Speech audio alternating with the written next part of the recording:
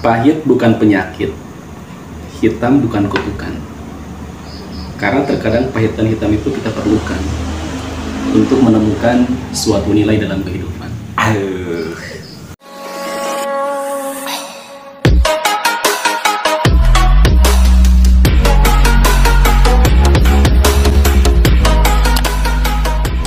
Padahal inti daripada proses perdagangan itu diantaranya menyebarkan syariat ajaran agama Islam.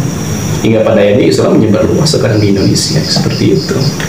Nah, terkait kerajaan, berarti Islam juga dulu ada kerajaannya. Ada kerajaan Islam. Apa tuh? Islam itu kan masuk ke Indonesia itu pada abad ke-13 kalau nggak salah ya. Pada abad ke-13. Di antaranya di daerah Sumatera. Nah, di antara daerah Sumatera itu kemudian berdirilah satu kerajaan Islam yang pertama. Kalau nggak salah itu kerajaan Samudra Pasai.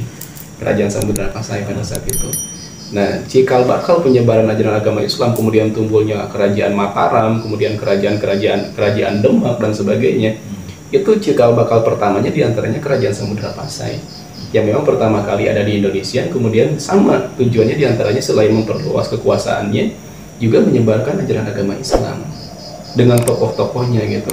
Kalau hari ini kan kita kenal dengan ada tokohnya disebut dengan Wali Songo dan sebagainya. Ulama-ulama zaman dulu ya diantaranya menggunakan metode berdagang, kemudian menggunakan metode berdakwah untuk menyebarkan syariat ajaran agama Islam. Ada Sunan Giri, Sunan Kalijaga, itu merupakan tokoh-tokoh Islam yang memang memiliki peran yang sangat besar ketika proses penyebaran ajaran agama Islam di Indonesia pada saat itu. Nah, menarik kita ulik gitu ya, terkait kerajaan-kerajaan ini pada zaman dulu itu berarti berbalut dengan yang namanya ajaran gitu. Ada kerajaan Hindu, berarti kerajaannya ini kerajaan Buddha dan kerajaan Islam. Berarti kalau misalkan seperti itu, apakah pada zaman dulu itu yang namanya persatuan di antara wilayah Nusantara ini menyatu, ataukah memang berfokus terhadap ajaran untuk menyebarkan ajaran mereka atau memperluas wilayah mereka, atau seperti apa? Ya otomatis kan setiap kerajaan itu punya ranah perpolitikannya masing-masing untuk memperluas kekuasaannya. Jadi dalam artian kan kalau hari ini Indonesia itu kan sudah satu warna ya, merah dan putih, sudah satu ideologi yaitu ideologi Pancasila, sudah satu konstitusi yang bernama undang-undang. Tapi kan kalau zaman dulu berbicara terkait kerajaan, mereka punya falsafah kerajaannya tersendiri, punya konstitusi kerajaannya tersendiri gitu. Jadi berbeda-beda. Jadi dalam artian kalau kita melihat di film-film kan, kalau melihat film-film hari ini, kerajaan ini dengan kerajaan ini misalkan bertengkar untuk memperebutkan kekuasaan dan sebagainya. Ya mungkin zaman dulu juga sama. Di antaranya kalau untuk memperluas kekuasaannya, ya di antaranya seperti itu, ada konflik dan sebagainya. Kalau hari ini konflik perpolitikan dengan metode berpikir, kemudian dengan strategi politik untuk memperluas kekuasaan. Tapi zaman dulu mungkin dengan berperang dan sebagainya. Ketika memang sama-sama ingin memperluas kekuasaan di daerah Nusantara ini gitu. Berarti tidak terlepas dari yang namanya konflik dan juga keyakinan atau ajaran gitu. Berarti zaman dulu juga ada beberapa keyakinan, mungkin itu yang memang tersorot gitu ya, seperti agama terbesar gitu kan, pertama di Indonesia itu Hindu dan Buddha. Lalu kesininya itu pada abad ke-13 itu ada agama Islam. Dan gini, mungkin yang paling menarik itu kan yang pertama sudah muncul itu Hindu dan Buddha gitu kan. Tapi sekarang hari ini yang ada di Indonesia yang disebut dengan mayoritas agama itu agama Islam. Berarti secara tidak langsung perpolitikan Islam itu luar biasa gitu ya. Perpolitikan Islam dalam artian memenangkan kekuasaan, menyebarkan syariat-syariat. Islam bisa dikatakan menang di Indonesia dengan hari ini dikatakan mayoritas di umat Islam yang ada di Indonesia. Bukan dalam artian saya mengesampingkan agama yang lain gitu ya. Kita kalau hari ini kan sudah ada naungan Pancasila, kita saling menghargai agama-agama yang lainnya. Tapi kalau kita melihat value yang didapatkan oleh Islam terkait kekuasaan, terkait penyebaran syariat, bisa dikatakan Islam sangat sukses di negara Indonesia ini gitu, untuk memperluas kekuasaannya. Bukan kekuasaan tapi untuk menyebarkan syariatnya gitu. Menyebarkan syariatnya pada saat itu ya. sehingga buahnya sekarang itu Islam menjadi mayoritas gitu. Nah ini kan yang jadi pertanyaan, metode yang seperti apa sih yang digunakan oleh Islam kan pada saat itu gitu. Nah. Kok bisa menyebar luas seperti itu gitu. Kok bisa orang-orang masyarakat pribumi Indonesia itu lebih percaya kepada Islam, ingin masuk ke dalam ajaran agama Islam? Kan mungkin itu lebih seksi kalau kita kaji gitu. Betul nggak Bang? Betul sekali, itu lebih seksi. Kenapa gitu? Nah, tahu nggak? Sudah kajiannya itu sudah sampai nggak ke sana? Ya, salah satunya kenapa Islam bisa sukses di negara Indonesia ini dalam artian menyebarkan syariat ajaran agama Islamnya. Kan Islam itu dikatakan dengan rahmatan lil alamin. Rahmatan lil alamin itu kasih sayang untuk semua alam. Jadi ketika proses penyebaran ajaran agama Islam ini tidak hanya dengan menggunakan hal-hal yang seperti perperangan, kemudian perebutan kekuasaan dengan cara kekerasan, tapi Islam perlahan-lahan masuk ke pribumi, kemudian ajaran tersebut dapat diterima. Kenapa? Karena dengan proses kasih sayang gitu. Dengan proses kasih sayang, kemudian pendekatan dan sebagainya. Bahkan yang namanya Wali Songo ketika menyebarkan syariat ajaran agama Islam, ketika ada orang yang tidak percaya dengan keyakinan ajaran agama Islam ini, kan mereka tidak langsung menggertaknya, tidak langsung menyalahkannya, tapi diikuti terlebih dahulu budaya-budaya yang ada. Misalkan Sunan Kalijaga, kemudian sunan-sunan yang lainnya. Ada satu sunan yang menggunakan metode pewayangan kan. Yang namanya pewayangan ini kan tidak dikatakan sebagai syariat ajaran agama Islam. Nggak ada dalam Islam pewayangan. Tapi kenapa sunan menggunakan itu? Yaitu dikarenakan mereka mencoba mendekati terlebih dahulu budaya yang sudah ada, kemudian digunakan budaya tersebut ataupun tradisi tersebut, kemudian dijadikan metode ataupun alat untuk menyebarkan syariat ajaran agama Islam. Bahkan kalau kita pernah kaji kan, ada orang yang ingin melihat pewayangan salah satu sunan yang ada di Indonesia, ketika pentas pewayangannya, karcisnya ataupun tiketnya zaman dulu itu membacakan syahadat gitu, membacakan kalimat tauhid, hingga pada akhirnya orang-orang pribumi zaman dulu itu. Iya.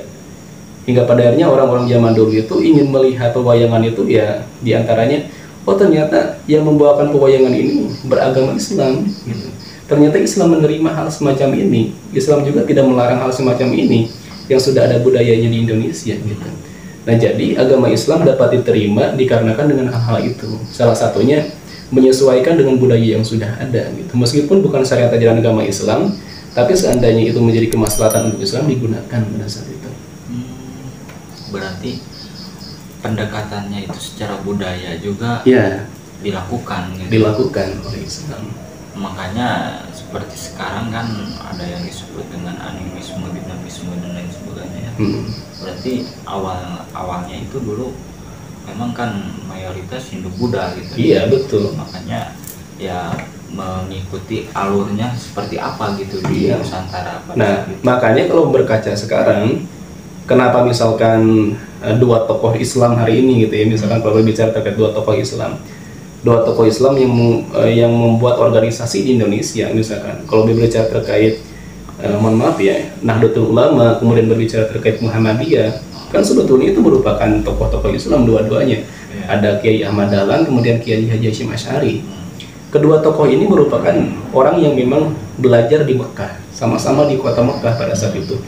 Ketika pulang ke Indonesia, kenapa kok mereka bisa menciptakan dua organisasi yang berbeda antara Muhammadiyah dengan Nahdlatul Ulama gitu? Karena Nahdlatul Ulama ini kan adanya di daerah Jawa Timur, di daerah Surabaya, Jombang, Jawa Timur. Sementara Kiai Haji Ahmad Dahlan ketika pulang lagi ke Indonesia, dia kembali ke Yogyakarta. Yang notabene orang-orang Yogyakarta ini erat kaitannya dengan animisme dan dinamisme itu, percaya terhadap roh leluhur dan sebagainya. Hingga pada akhirnya, kalaulah Nahdlatul Ulama misalkan dilahirkan di Yogyakarta dengan kebiasaan Nahdlatul Ulama misalkan seperti tahlilan dan sebagainya, ya otomatis orang-orang Yogyakarta mungkin tidak akan menerima itu. Hingga pada akhirnya Kiai Haji Ahmad Dahlan membentuk organisasi yang bernama Muhammadiyah, dan disertakan di sana berbeda secara ubudiyahnya antara Muhammadiyah dengan Nahdlatul Ulama. Tapi tetap kan intisarinya sama, secara furu'nya berbeda, tapi ketauhidannya sama, la ilaha illallah Muhammadur Rasulullah gitu. Nah, jadi artinya semacam itu. Kalau misalkan kita ditariknya ke zaman sekarang gitu ya, zaman dulu, jadi sejarah Islam itu seperti itu di Nusantara. Nah, terlepas dari semua itu, berarti masih pada saat itu belum selesai nih pergolakan antara pergolakan menjadi negara Indonesia itu. Iya. Nah, sesudah munculnya kerajaan-kerajaan dan diakhiri mungkin dengan kerajaan Islam pada saat itu, kan pada abad ke-13-14 itu Islam. Nah, pada abad-abad selanjutnya itu seperti apa yang sudah diketahui? Nah, kan diantaranya sudah berdiri kerajaan-kerajaan, ada Hindu, Buddha, kemudian Islam. Barulah di sana orang-orang Eropa masuk ke daratan Indonesia, disebut dengan ekspansi itu kan, ataupun eksplorasi daerah daratan Asia gitu, termasuk kawasan Asia Tenggara. Nah, diantaranya mereka masuk ke Indonesia. Salah satunya adalah Portugis yang pertama masuk ke kita gitu. Ketika Portugis masuk ke Indonesia, kemudian ternyata Indonesia itu merupakan, daratan ini merupakan kawasan yang sangat kaya raya dengan rempah-rempahnya. Hingga pada akhirnya kabar tersebut ketika Portugis sudah memang dia dapat dikatakan menemukan kekayaan yang sangat luar biasa di Indonesia, terdengarlah hal itu oleh negara Eropa yang lainnya. Nah, diantaranya masuklah Belanda ke kita. Dengan tujuan apa? Dengan tujuan diantaranya sama, untuk eksplorasi, untuk melihat bagaimana kekayaan ini masuk ke Indonesia dengan alih-alih berdagang dan sebagainya juga. Tapi yang terjadi apa? Yang terjadi mereka diantaranya ingin menguasai kekayaan yang di Nusantara ini gitu. Sehingga pada akhirnya terjadi bentrokan, terjadi perdebatan, terjadi pertentangan dengan kerajaan-kerajaan Islam yang sudah ada di Indonesia dengan para kolonial-kolonial yang masuk ke Indonesia itu sendiri. Kan zaman dulu itu disebut dengan kolonialisme itu, yang namanya kolonial itu diantaranya untuk memperluas kekuasaan di luar daripada teritorial dia, di luar daripada kekuasaan dia. Belanda kan Eropa, dia punya kekuasaan di Eropa. Tapi ketika mereka berekspansi ke Indonesia, kemudian mengeksplorasi kekayaan yang di Nusantara, berarti dia juga memperluas kekuasaan di luar daripada kekuasaan dia. Nah, ketika ada satu negara yang memang memperluas kekuasaan di luar daripada kekuasaan dia, dikatakanlah dengan kolonialisme gitu. Ada yang disebut dengan imperialisme. Apa imperialisme? Imperialisme itu yang bagian daripada kolonial. Kalau kolonial memperluas kekuasaan, kalau imperialisme itu diantaranya adalah kedaulatan.